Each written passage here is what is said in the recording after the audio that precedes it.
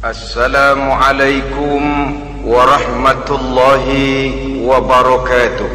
Waalaikumsalam warahmatullahi wabarakatuh. Bismillahirrahmanirrahim. Alhamdulillahi rabbil alamin. Wassalatu wassalamu ala ashrafil anbiya'i wal mursalin, imamil muttaqin, sayyidil ghurril muhajjalin, wa ala alihi wa ashabihil mujahidin at-tahirin, amma ba'du. Saudara-saudara kaum muslimin rahimakumullah, seorang muslim adalah seorang yang berpandangan luas, berjiwa lapang. Maksudnya apa? Tujuan jangka pendek dan jangka panjang ini harus dia raih kedua-duanya. Ini yang oleh Al-Quran diajarkan agar setiap muslim mencapai fid dunya hasanah wa fil akhirati hasanah. Kebaikan di dunia, kebaikan di akhirat, itu arti hasanah. Jangan macam orang dulu punya istri dua pergi haji. Yang satu yang muda istrinya namanya Hasanah, yang satu namanya Khadijah. Waktu tawaf keliling Ka'bah, si suami ini nggak bisa doa apa-apa kecuali Rabbana Atina itu. Tiap putaran Rabbana Atina fid dunya hasanah wa fil akhirati hasanah. Putaran kedua Rabbana Atina fid dunya hasanah wa fil akhirati hasanah. Ini istri tuanya yang namanya Khadijah dengerin aja. Akhirnya di satu saat dia colek suaminya, "Bang, mentang-mentang Hasanah bini muda disebutin melulu. Saya dong disebutin dalam doa." "Iya deh, ntar putaran selanjutnya." Suaminya blow on juga. Putaran kedua dia baca Rabbana Atina fid dunya hasanah wa fil akhirati Khadijah. Saudara-saudara, itu makna refleksi daripada doa tadi itu, doa sapu jagat. Kita ingin fid dunya hasanah wa fil akhirati hasanah.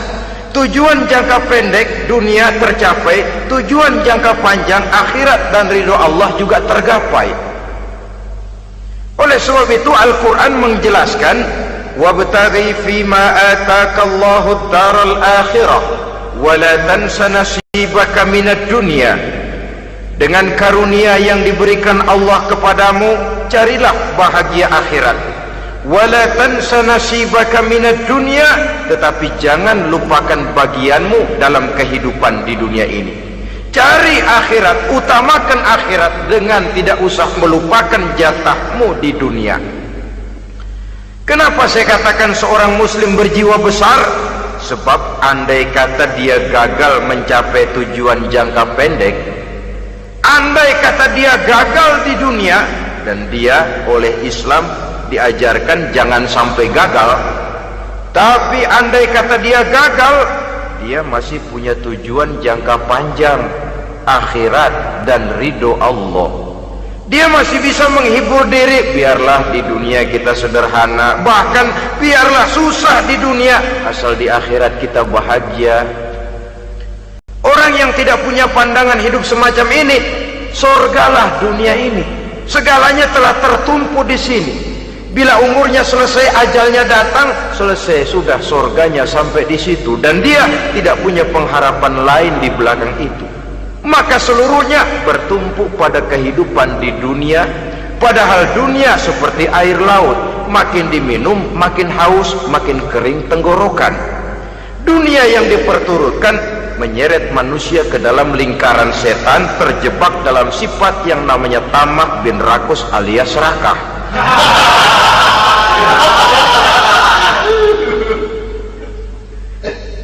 Andai kata dia gagal untuk tujuan jangka pendek, dia masih punya tujuan jangka panjang, akhirat. Dia masih sanggup berkata, biar di dunia kita sederhana, bahkan biar kebelangsak sengsara susah di dunia, asal di akhirat kita bisa bahagia. Kan masih ada harapan. yang paling bangpak, paling rusak betul. Sudah di dunia sengsara, di akhirat celaka. Di dunia rumahnya gubuk, pinggir kali miring, asal hujan bocor, utang selebar warung. Bayang kagak, ngaji enggak, puasa enggak, saban malam merit mulu. Saudara hadirin yang saya hormati, lalu kapan mau bahagia kalau sudah di sini susah, di sana akan susah juga. Ini yang pertama, seorang muslim, seorang yang optimis, berjiwa besar, luas pandangan. Kegagalan dia dalam jangka pendek tidak menyebabkan dia melupakan tujuan jangka panjang. Yang kedua, positifnya apa? Cara dia mencapai tujuan jangka pendek diwarnai oleh keyakinan adanya tujuan jangka panjang. Dia memang benar cari harta, tapi karena dia yakin ada akhirat, Allah ridho apa tidak. Ini positifnya. Saya memang cari duit, tapi dengan cara ini Allah ridho apa tidak. Saya memang ingin berpakaian yang rapi, tapi dengan tidak menutup aurat begini, Allah ridho atau tidak. Saya memang bergaul menghormati teman, tapi terjebak dalam minuman keras karena menghormati teman, Allah ridho apa tidak. Ini orang yang punya tujuan jangka panjang. Segalanya diberikan bingkai dengan pertanyaan, Allah ridho atau tidak. Keyakinannya terhadap tujuan jangka panjang mewarnai gaya hidupnya di dunia ini, mencapai tujuan jangka pendek tadi. Mau minum, Allah ridho apa enggak ini? Mau makan, yang saya makan Allah ridho apa enggak ini? Pendeknya apapun yang mau dia kerjakan, karena dia punya keyakinan tujuan jangka panjang, dia selalu menimbang terhadap ridho Allah tadi.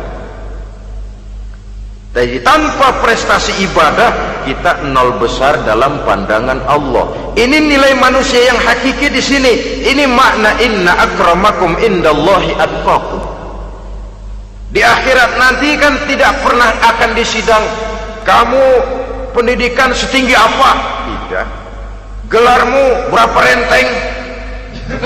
Profesor, doktor? Tidak. Akhirat hanya menyidang kau sholat atau tidak, kau puasa atau tidak, kau zakat atau tidak.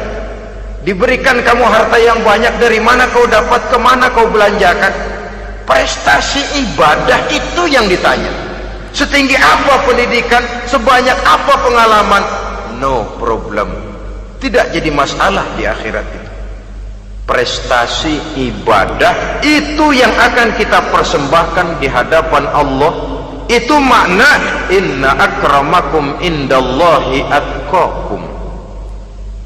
Kerbau dinilai dari dagingnya, makin gemuk makin mahal harganya. Tapi ada perkutut lebih mahal dari kerbau.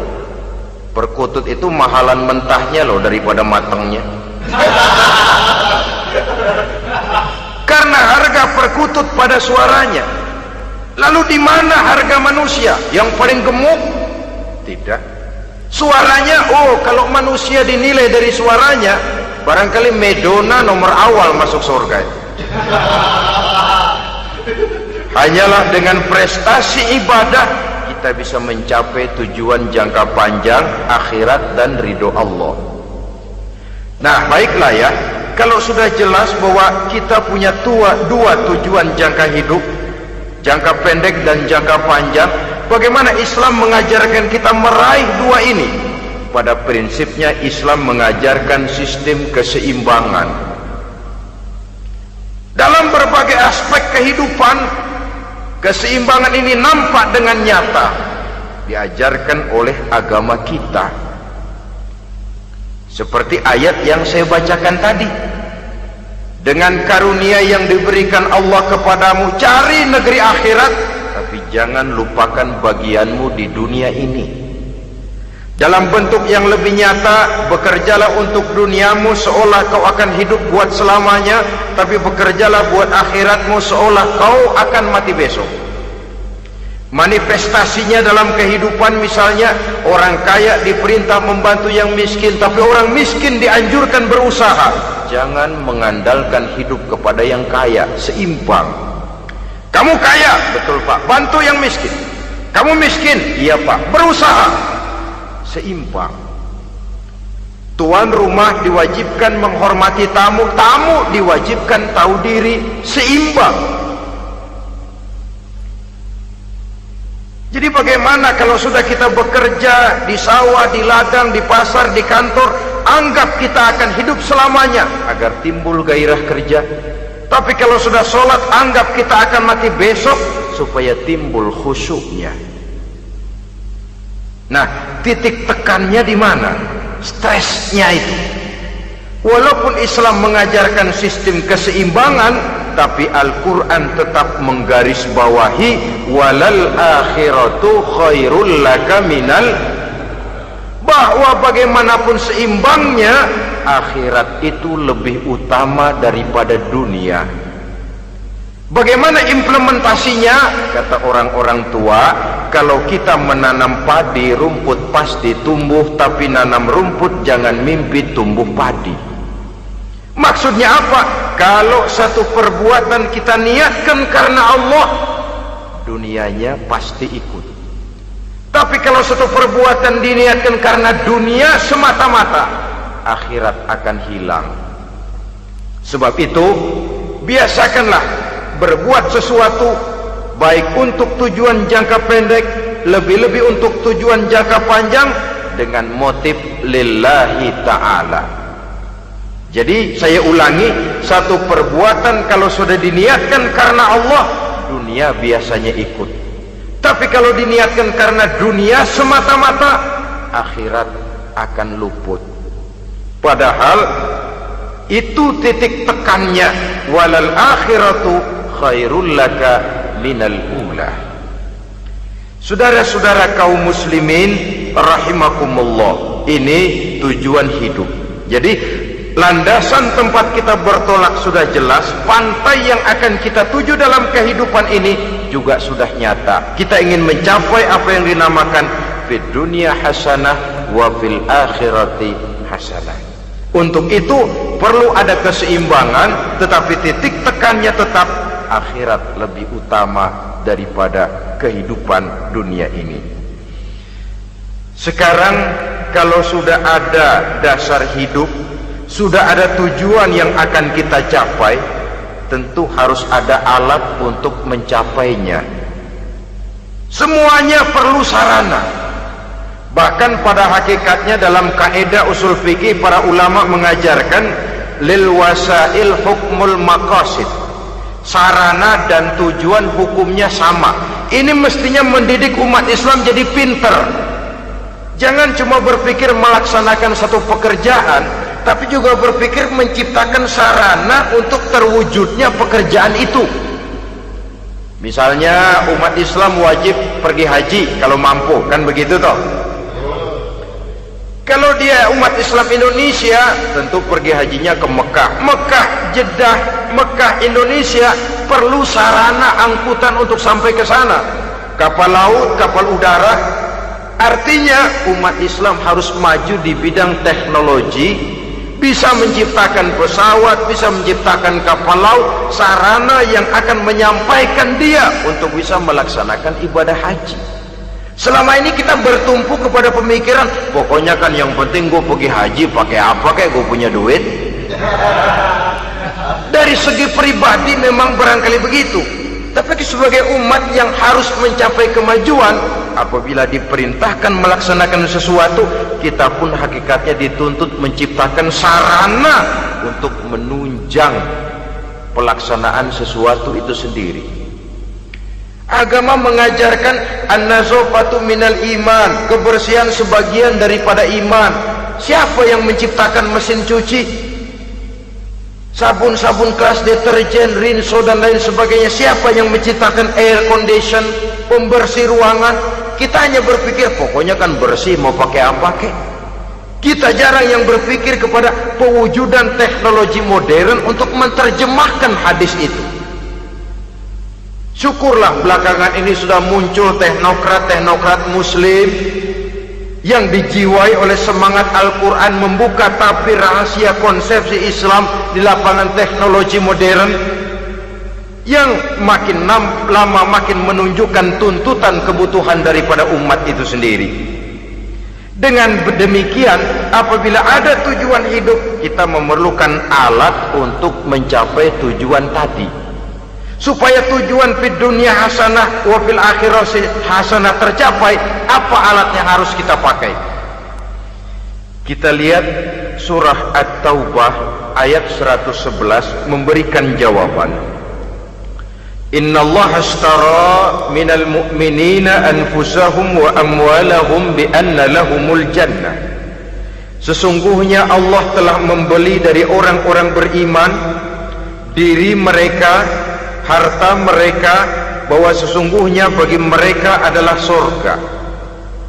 Coba kita simak ayat ini sejenak, akan nampak dengan jelas bahwa ayat ini hakikatnya merupakan satu transaksi yang nyata benar antara kita dengan Allah.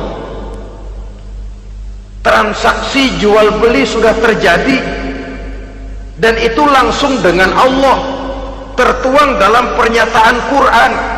Pembeli Allah, penjual kita orang-orang beriman, dagangannya adalah anfus dan amwal, harganya adalah surga. Itu sudah tanda tangan pernyataan kita siap jual beli ya Allah. Apalagi baiat kita apa? Inna solati wa nusuki wa mahyaya wa mamati lillahi rabbil alamin. Solatku, ibadahku, hidup dan matiku cuma untuk Allah Tuhan seluruh sekalian alam. Minimalnya 5 kali sehari semalam baiat ini kita ulang dan kita ulang. Kenapa lalu kita tidak konsekuen? Dalam konteksnya dengan persoalan, maka alat hidup kita itu ada 2. Pertama, anfus. Ini bentuk mufrad dari jamaknya, bentuk jamak dari mufrad nafsun. Biasa diterjemahkan dengan diri. Yang dimaksud dengan diri adalah kepribadian. Yang dimaksud dengan kepribadian ialah kekayaan yang kita miliki dalam kepribadian kita. Artinya bisa tenaga, pikiran, konsep, gagasan, wewenang, ide, pangkat, jabatan, kemampuan, keahlian, skill, itu semuanya masuk ke dalam anfus, diri. Sedangkan amwal bentuk jamak dari mufrad malun, biasa diterjemahkan dengan harta. Pengertian di sini ialah seluruh bentuk-bentuk materi yang berada di bawah kekuasaan kita. Bisa rumah, bisa uang, bisa tanah, bisa kebun, bisa pabrik, bisa peternakan, itu semuanya amwal. Nah, baik anfus maupun amwal, diri, tenaga ke, pikiran ke, harta ke, pangkat ke, jabatan ke, wewenang ke, keahlian ke, untuk tujuan jangka pendek harus jadi rahmah bagi lingkungan. Untuk tujuan jangka panjang harus menunjang jalan menuju ridho Allah. Jadi kalau pangkat kita menjauhkan kita dari ridho Allah, itu bukan nikmat tuh, azab. Punya pangkat bukan melakukan kebaikan, malah melakukan kejahatan, setidak-tidaknya berdiri di belakang kejahatan, melindungi perbuatan-perbuatan munkar. Dalam kelas kakap melindungi korupsi, dalam kelas teri jadi backing tukang koprok. Umpamanya itu sudah menyalahi. Alat tidak digunakan untuk mencapai tujuan, itu untuk tujuan jangka pendek.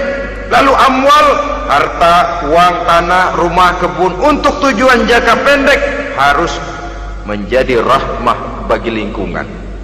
Sedang untuk tujuan jangka panjang, baik diri maupun harta harus menunjang jalan menuju ridho Allah, harus meningkatkan prestasi ibadah kita kepada Allah Subhanahu wa ta'ala. Malah yang namanya amwal ini tanggung jawabnya lebih berat loh saudara.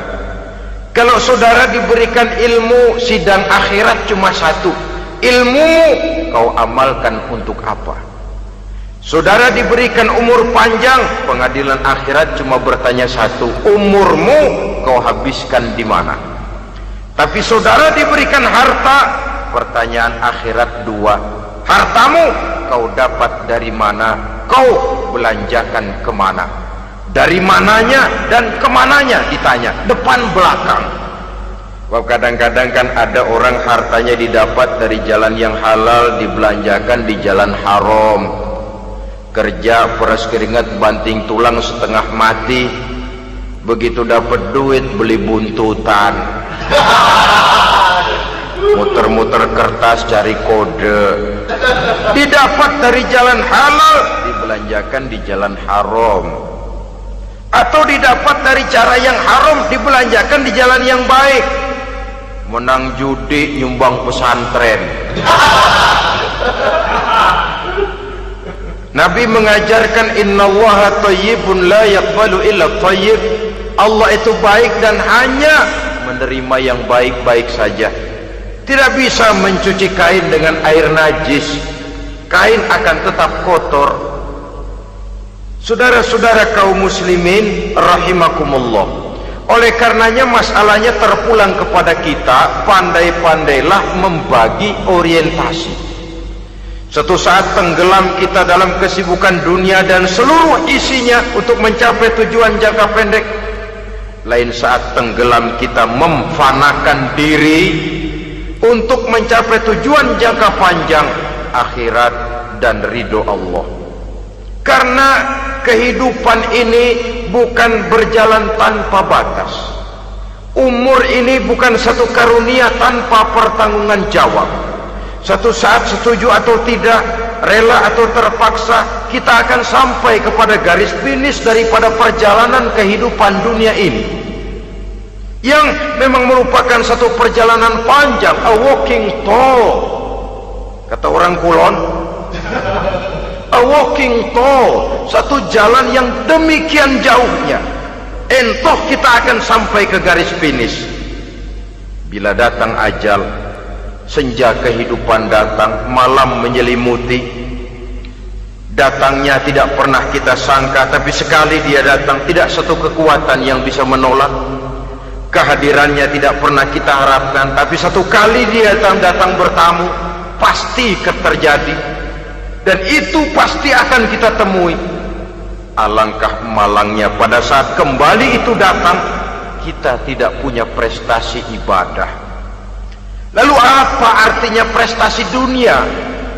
Apa artinya tujuan jangka pendek kalau kita harus kehilangan tujuan jangka panjang? Rumah kita yang besar, pangkat kita yang tinggi, harta kita yang banyak, bisakah menolong kita untuk kalau sudah kumpul di padang mahsyar nanti? Malaikat, jangan gebugin saya, rumah saya harga 2 miliar.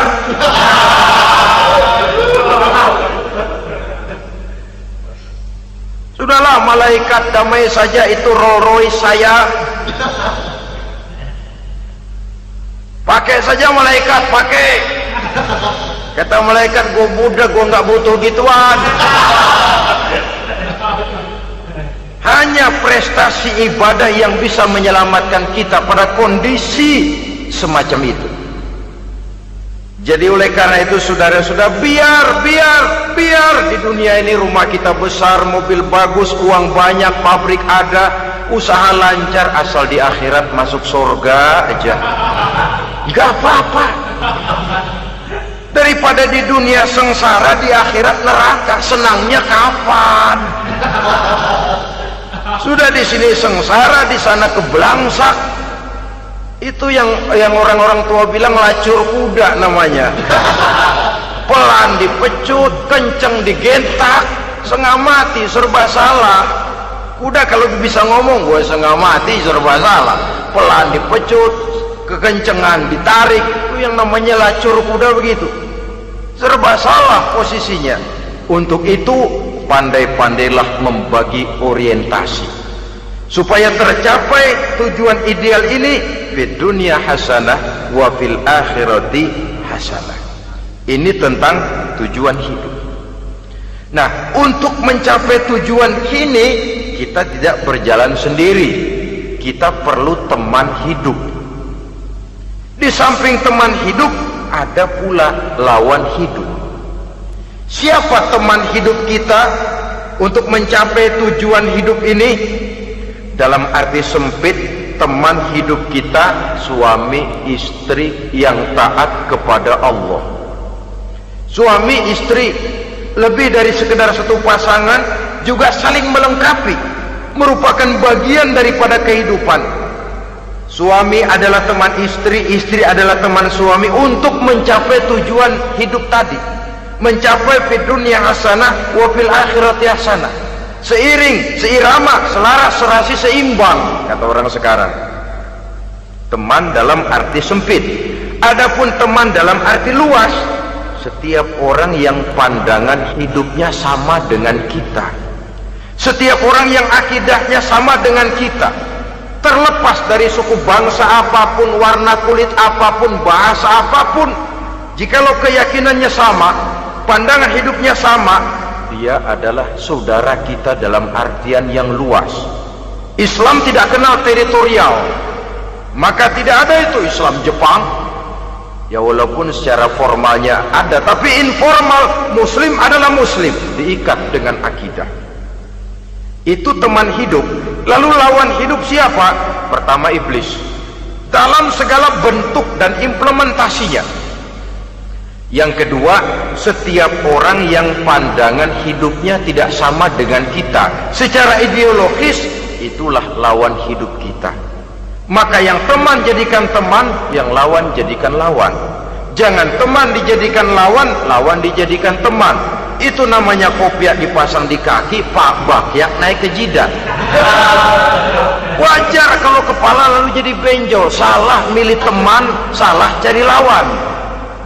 Salah milih teman, salah cari lawan. Akibatnya kita yang akan susah di kemudian hari nanti. Saudara-saudara kaum muslimin rahimakumullah, oleh karenanya pandai-pandailah dalam hidup ini. Yang teman jadikan teman, yang lawan jadikan lawan. Kalau lawan kita jadikan teman, sementara teman kita jadikan lawan, dan itu yang banyak terjadi dalam praktek kehidupan, kita tidak akan bisa mencapai tujuan karena akan tertarung di kaki sendiri. Nah, ini sajalah yang kita bicarakan pada pertemuan kali ini. Mudah-mudahan ada manfaatnya. Terima kasih atas segala perhatian.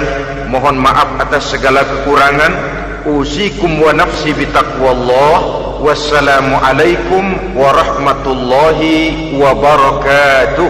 Waalaikumsalam warahmatullahi wabarakatuh.